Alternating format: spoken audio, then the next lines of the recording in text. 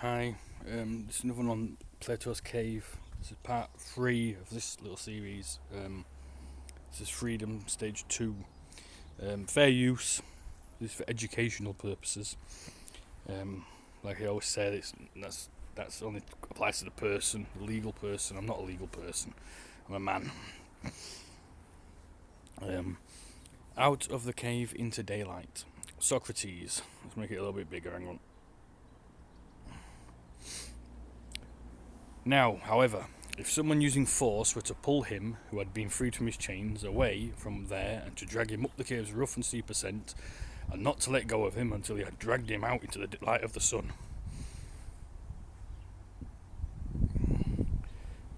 Pain, rage, blindness. Socrates. Would not the one who had been dragged like this feel in the process pain and rage?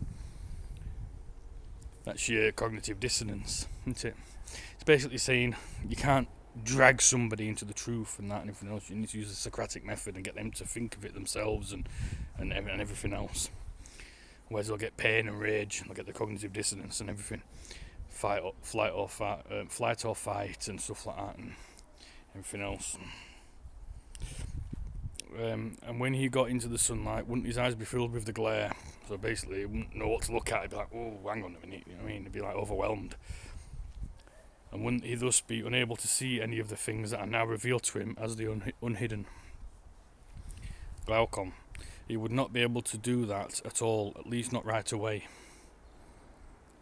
Getting used to the light. It would obviously take some getting accustomed, I think, if it should be a matter of taking into one's eyes that which is up there outside the cave in the light of the sun. That's just saying it takes some people to... Maybe I got something on the screen there, a bit of fluff or something. To take people a long time to get used to this truth or the unhidden, yeah, that they've been shown. Some people it takes them a long time to get it. Some people never get it. Some people get it straight away.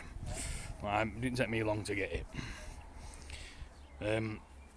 Getting used to the light. It would obviously take some getting accustomed to. I've done that one, haven't I? Yes. Shadows and reflections. Socrates. And in this process of acclimatization, he would first and most easily be able to look at shadows, and after that the images of people and the rest of the things as they are reflected in water. Looking at things directly. Socrates. Later, however, he would be able to view the things themselves, the beings, instead of the dim reflections. But within the range of such things, he might well contemplate what there is in the heavenly dome and this dome itself. There is no dome.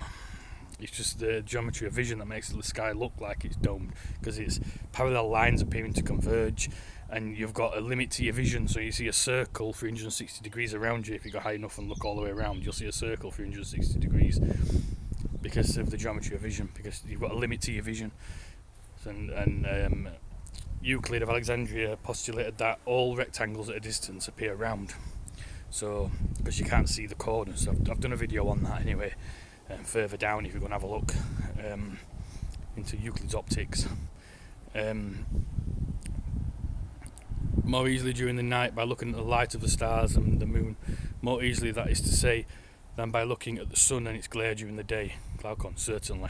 And that's it for this one. I'm going to do another one in a minute. Freedom Stage 3, the sun. Alright, thank you. Goodbye.